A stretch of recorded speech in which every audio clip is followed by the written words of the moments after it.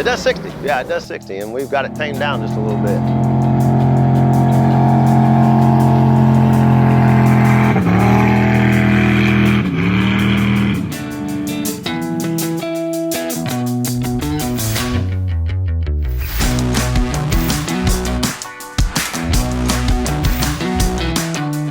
I'm James Sanders. I'm from Sullivan, Indiana, Performance Marine. It's got a 5.3 out of a 2005 Silverado. We set it up with fuel injection. I cut the wiring harness down, took all the stuff out I didn't need, wired the relays. They tied it into the boat, adjusted the tune, set it up where it runs a little bit cooler than the car does because it's got lake water running through it. Had to turn the RPM back a little bit because we're just running the alpha drive, but at 5,000 RPMs, it runs 60 mile an hour, and it gets there real fast. It ain't cool if you don't fire it up the ramp and everybody turns and looks, you know? Exactly.